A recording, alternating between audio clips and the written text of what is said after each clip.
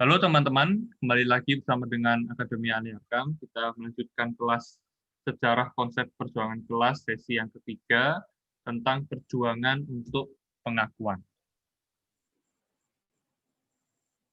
Ya, teman-teman, sesi kali ini kita akan membahas tentang bagaimana istilah tentang perjuangan untuk pengakuan itu terkait dengan perjuangan kelas.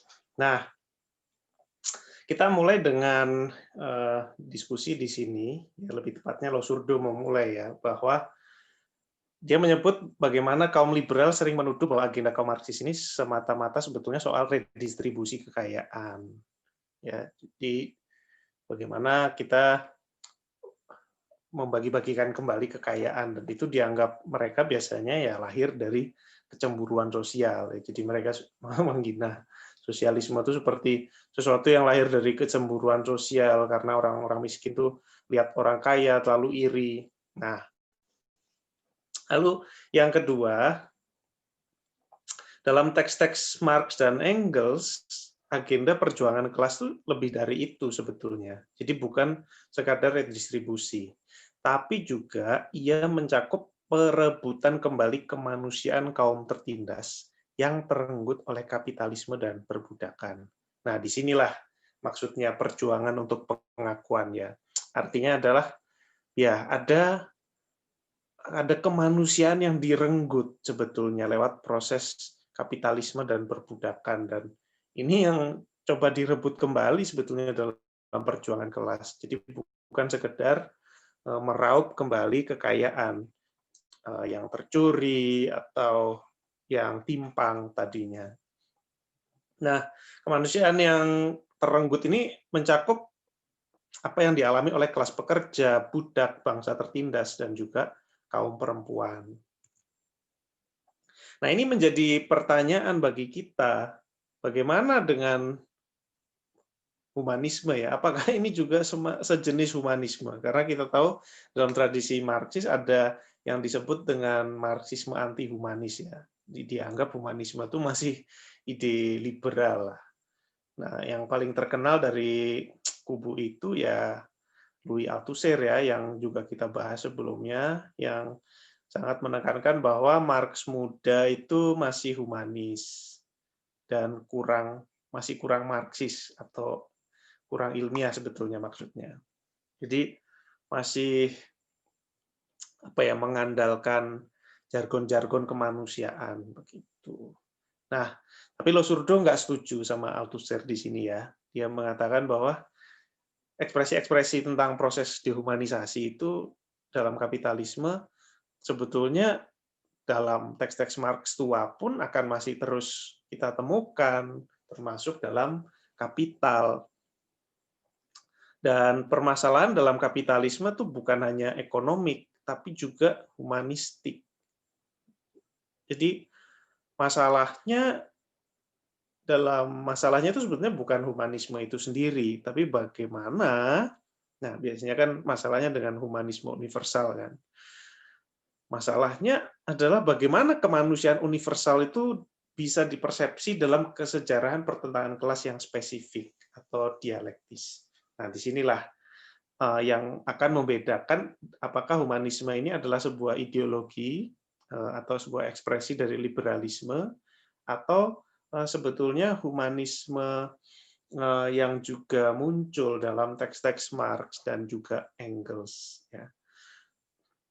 Misalnya, Engels sendiri, ya, ini secara dialektis ya, dia sendiri pernah mengatakan juga ada ekspresinya bagaimana dia merebut kembali kemanusiaannya dengan melibatkan diri dalam perjuangan kelas melawan borjuasi. Jadi Engels kan dalam posisi kelas kan sebetulnya dari kelas borjuasi ya, tapi dia lewat perjuangan kelas itu dia merasa bahwa kemanusiaannya itu ia rebut kembali. Jadi permasalahan dalam kapitalisme, kalau dalam pembacaan Losurdo, dalam teks-teks Marx, termasuk dalam Kapital, itu bukan hanya ekonomik, tapi juga humanistik. Ada kemanusiaan yang terenggut di situ, ada proses dehumanisasi yang terjadi dalam kapitalisme dan perbudakan, yang mana perjuangan kelas itu berusaha untuk merebut kemanusiaan yang hilang itu kembali. Nah, dan ini juga membawa kita pada pertanyaan tentang hak asasi manusia dalam liberalisme. Ya, liberalisme kan suka sekali dengan jargon-jargon hak asasi manusia ya. Seolah ada manusia dilahirkan dengan hak-hak tertentu sejak lahir. Hak-hak yang sifatnya inherent dalam dirinya sejak ia lahir. Tetapi kalau kita mengingat kelas sejarah liberalisme yang lalu, kita melihat sama-sama di situ Losurdo menunjukkan bagaimana sejak awal humanisme liberal itu mengeksklusikan perempuan, kulit hitam, budak, dan lain-lain. Jadi tidak pernah itu diterapkan secara universal. Ya. Ada orang-orang yang excluded di sini. Kita ingat bagaimana misalnya dalam Deklarasi Kemerdekaan Amerika yang kita juga bahas dalam sejarah liberalisme waktu lalu, bagaimana ada orang-orang merdeka yang bedakan dengan orang-orang budak atau kulit hitam. Nah, apakah hak yang sudah inherent atau melekat sejak lahir pada manusia itu sama antara kedua ini? Ya, dan dalam sejarahnya ide humanisme liberal seperti ini memang diserang oleh kelas pekerja karena dianggap melegitimasi hak kepemilikan pribadi kaum borjuis. Ya, termasuk kan ini termasuk hak memiliki ya, dan memiliki properti ini ya kemudian termasuk juga memiliki budak di masa-masa awal liberalisme. Nah, yang terakhir adalah ketika kita bicara tentang perjuangan untuk pengakuan, kita juga bisa melihat bagaimana Marx dan Engels itu juga punya konsepsi tentang apa yang Losurdo sebut sebagai dialektika kebebasan ya. Artinya ada sebuah relasi yang dialektis dalam kebebasan. Nah, dan di sini ya, Marx dan Engels mengadaptasi dari Hegel sebetulnya. Tidak akan dijelaskan detail di sini. Teman-teman kalau tertarik bisa membaca sendiri bab 4 dalam buku Losurdo, Class Struggle. Nah, apa maksudnya relasi dialektis kebebasan? Jadi di sini selalu penindasan dan kebebasan itu dipersepsi seperti ini, bahwa bangsa yang menindas itu adalah bangsa yang tertindas. Jadi prasyarat kemerdekaan itu termasuk adalah lepas dari posisi sebagai penghisap atau penindas. Jadi tidak ada bangsa merdeka yang terus menindas bangsa lain. Misalnya bangsa Jerman yang menindas Polandia di zaman Engels dan Marx itu juga sedang ditindas monarki di negerinya. Pembebasan kelas pekerja ya, pembebasan kelas pekerja di negeri penjajah sejalan dengan solidaritas pembebasan nasional bangsa terjajah. Nah, misalnya di zaman kolonialisme Belanda dulu di Indonesia, kelas pekerja yang tertindas di negeri Belanda itu juga membutuhkan solidaritas pada agenda pembebasan bangsa terjajah di Indonesia dari tentara Belanda. Kenapa? Nah, ini Marx dan Engels membuat satu pernyataan ya, bahwa suatu bangsa yang menjajah bangsa lain itu membuat rantai baginya sendiri. Kenapa?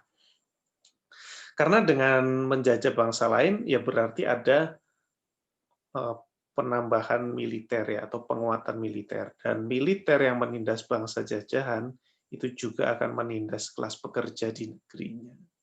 Jadi, nah disinilah kita bisa melihat itu. Itu sebabnya perjuangan kelas dalam konsep Marx dan Engels itu adalah selalu sebuah solidaritas yang luas, ya, solidaritas kelas pekerja di negara penjajah kepada bangsa terjajah di negeri koloni, solidaritas terhadap pembebasan perempuan, solidaritas terhadap kelas pekerja internasional, ya,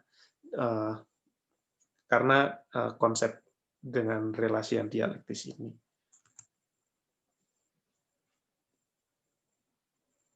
Ya, teman-teman jangan lupa untuk terus dukung Akademi Ahli Hakam dengan subscribe, like, follow, komen, dan share akun-akun media sosial kami di YouTube, Instagram, dan juga Facebook. Sampai berjumpa di video berikutnya.